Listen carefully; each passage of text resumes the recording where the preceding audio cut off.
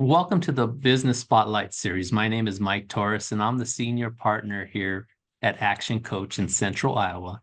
Today, I have Mike Wagner as my guest with White Rabbit Group.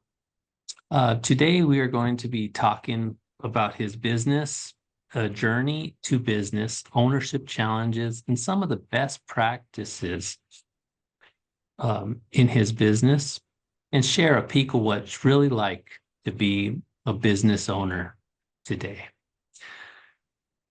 If this is your first time on the channel, be sure to like and subscribe to the notifications so you can get more conversations like this when they drop. Well, Mike, I want to thank you for your time and thank you for joining us today. Will you share a little bit about yourself and a brief overview of the business? Well, thanks for the invite, and happy to be part of the conversation that you've been sharing with others. That's pretty awesome. Yeah, White Rabbit Group has been around for 20 years. I started it 20 years ago. And we started off by focusing on organizational development and how to create an organizational brand. It's something that I learned when I worked for Saturn, the car company, in the 90s. But about 8 years ago, our clients began to ask us about how can we improve employee retention and engagement? And so the most of our focus has been in the last few years, actually, looking at the leadership and how we can help improve retention, engagement, and productivity inside our client companies that we serve. To set the stage for our listeners, generally speaking, what does your current ownership look like? It looks like me looking in the mirror every morning. It's myself and my son, and so I'm fortunate. I'm blessed to have my son working alongside me. He's based in Denver, Colorado, and I'm here in Des Moines, Iowa. And together, he's different than I am in terms of wiring and temperament and skills. And so together, he's very much a complement to my many weaknesses. And so I'm glad that he works with me, but it's just the two of us. Okay, awesome. That's great that you guys have a great relationship like that. Some families can't work together, right? I totally get it. Yes. Well, my next question was just to tell me a little bit about your role that you play in the business, but I'm guessing you wear every hat in the business right now. Yeah, you like to tell friends, who work for larger companies, they have paid time off, PTO. When you're a small company like ours, you just have TO, time off. You don't have paid time off. And Yeah. so the large part of what I do has to do with delivering our training and also toggling back into looking for new clients and having client conversations to see who might want to engage us. So both from sales side and the delivery side is what I do. And then my son works mostly as he takes care of all the client relationship stuff, all the contracts. He's the one that really understands business better than I do, and so that's great. And and together we're also a content development team. So he's my content development partner, and yeah, that's his role as well. So we have a blast working together. Awesome. Now, when you look at your role, how many hours do you spend working in the business, the job, and how many hours on the business versus the strategies and planning? Oh, that was been the learning curve. So if you would have asked me that, maybe 18, 15 years ago when we were still starting out, I would say I was spending most of my time, you know, just kind of keeping my feet dry and pedaling as fast as I could, and really not really working on the business, but working in the business. And when my son joined me and began to bring some of his insights and wisdom, we really learned the importance of working on the business, not just in the business. And that allowed us to actually create some systems and some models and change even our offering so that it was a much easier thing to do rather than so labor intensive in those early days. Awesome. I like the way you said that, adding those systems to make things easier. Oh, totally. We're big believers in systems. and processes. And yeah, that's that's been a real blessing to figure that out. Now let's move into what makes your business so special. Who primarily does your business serve? So if I were in the audience today, how would I know I would be a good fit for you? That's a good question. I would say we don't serve typically startup companies, and we don't typically serve clients that have maybe and somewhere below 50 employees. Um, Okay. Most of our clients usually have 50 to 100 employees, all the way up to 2,000. And the challenge that they're facing is that they are trying to retain their talent, attract and retain talent, at the same time getting high levels of engagement. And so those are the people that we really work with, the ones that are realizing it costs a lot of money to lose people, and Mhm. a lot of money to recruit new hires and train them up. And so that's the business reason people usually come to us. Now, what is one thing you wish more people knew about your business? Oh, wow. Oh man, Mike, that's such a great question. The one thing that I wish they knew about our business, I wish that they knew that our our focus is on setting them up for success by focusing on the space between the leaders and the direct reports. That's the thing that I think people are focusing. Well, they're failing to focus on. When they think about retention, they think about compensation, they think about employee benefits, they talk about work environments and things like that. And what we found is that the thing that I wish you knew more about is that if you could work on the relationship between leaders and their direct reports, you would be amazed at how that improves retention and engagement. So I wish they knew that. So that's nuggets right there. Mike's dropping the nuggets on us. Anything I can do. I'm a fellow learner, that's for sure. Well, this leads us into some marketing, which sometimes it's a vital part of every business, but a lot of business owners struggle with it. Now, Yeah. I'm just curious on successful business owners, like what percentage would you say you put back into marketing for your budget in your business? And I think because we're so small and because of kind of the unique mix of skills and things that we have, here's how I look at it. Um, I feel that our major marketing efforts have to do with me getting out and speaking.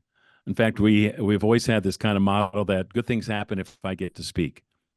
And and it's in part because I've been a public speaker pretty much my whole life. I was a pastor for 14 years, and so I wasn't afraid to be in the public. And then when I got into the marketplace, I found out that death by PowerPoint was a real thing. And so I realized that if I could bring quality presentations that were interesting and engaging, that would be a differentiator for me. And so I do a lot of public speaking, and that is our marketing.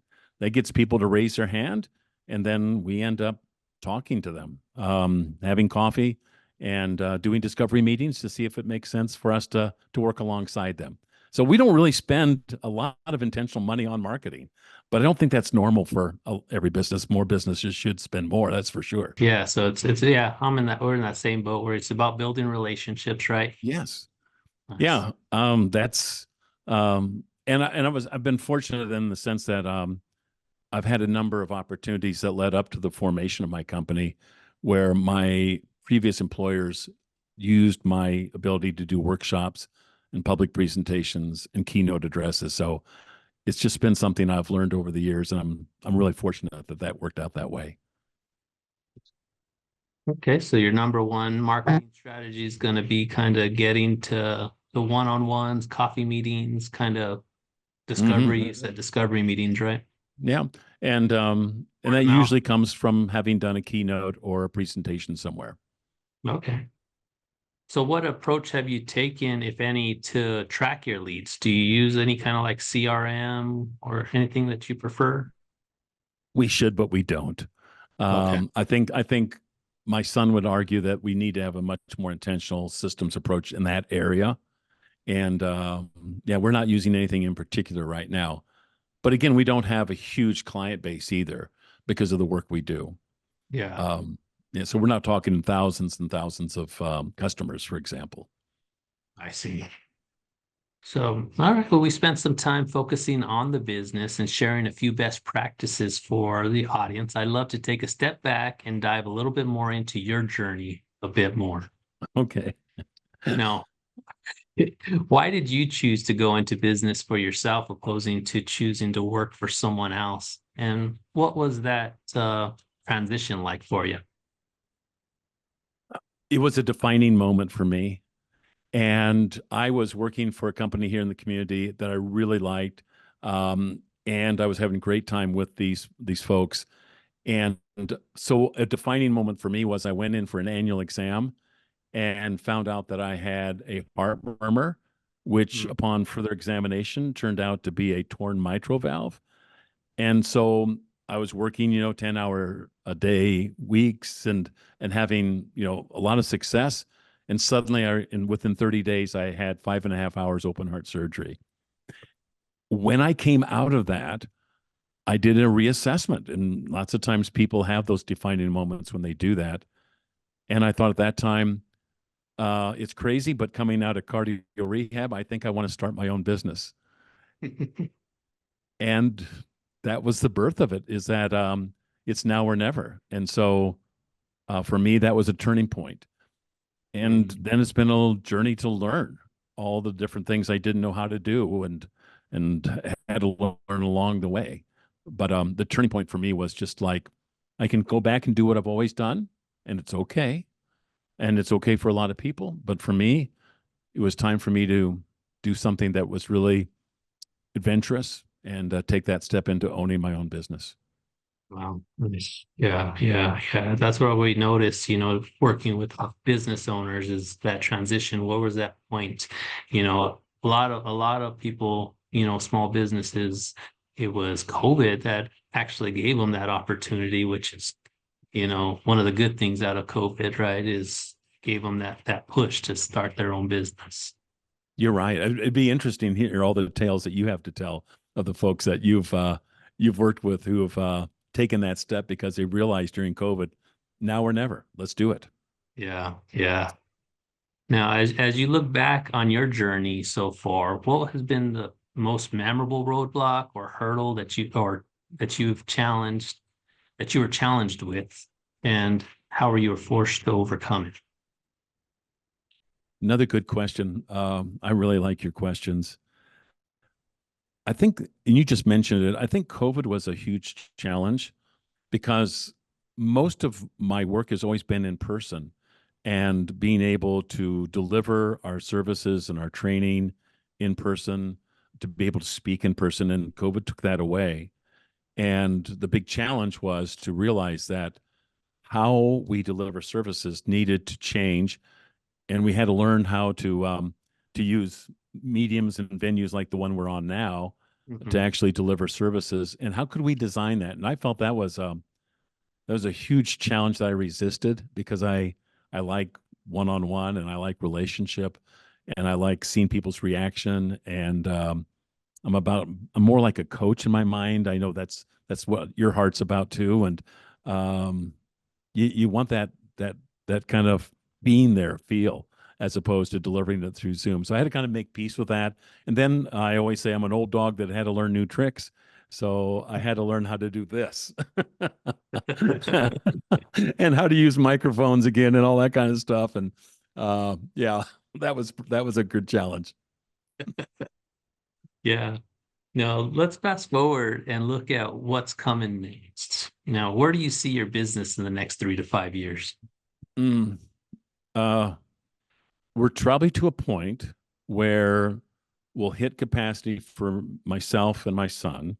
And so I've already begun to think about um, who could help us with delivery of our services and who might actually be able to actually, as well, kind of like a deluxe person, be able to deliver Mhm. services at the same time, maybe acquire new clients. So a willingness to be on the sales side, but also on the delivery side.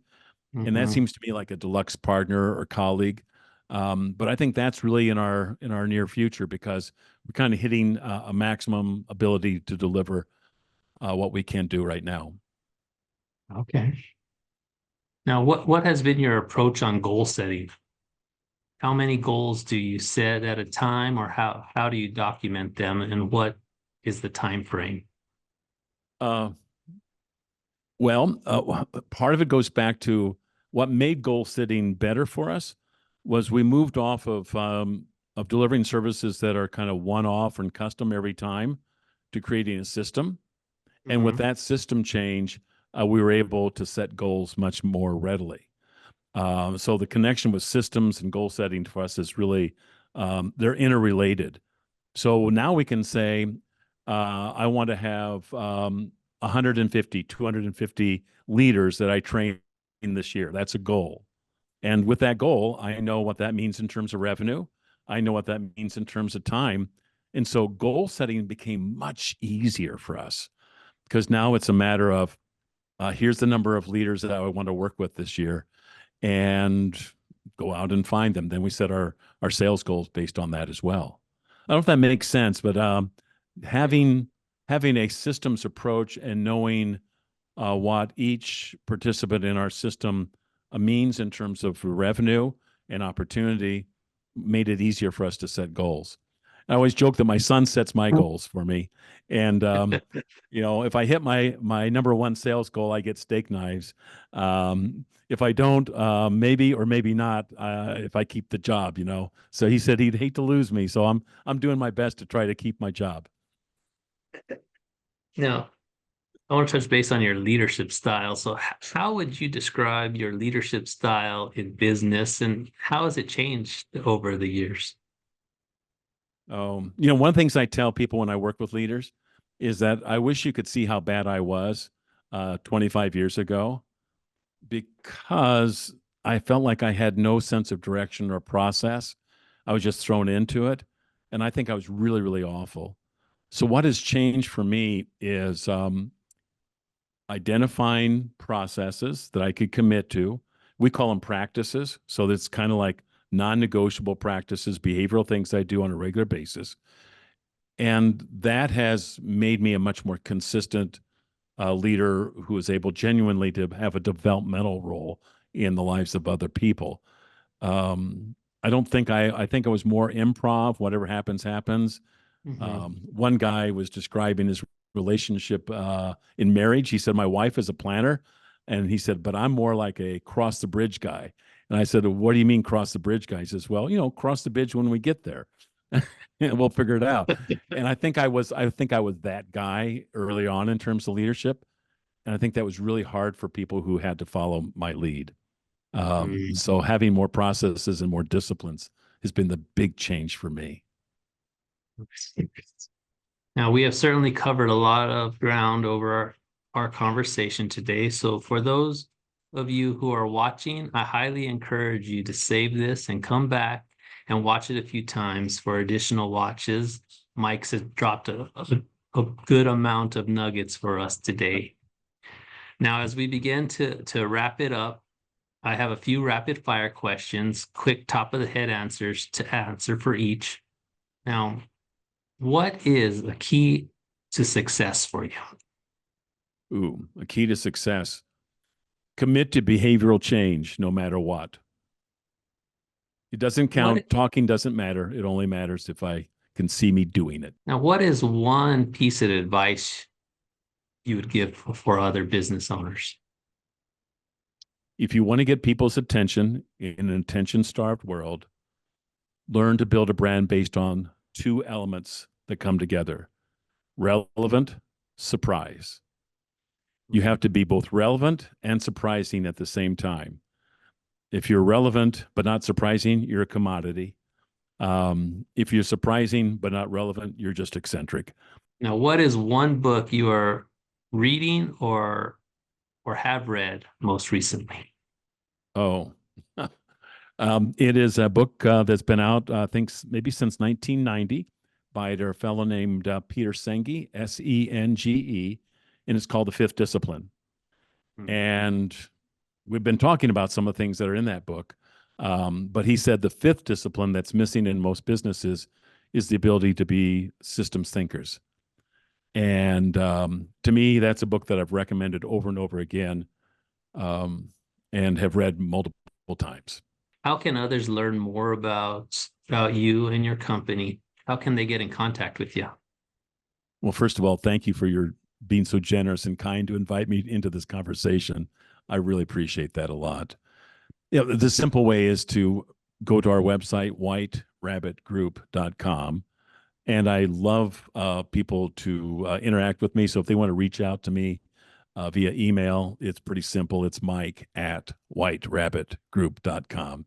And if they reach out to me, I'll do my best to respond, and maybe we can have coffee and have a lively conversation.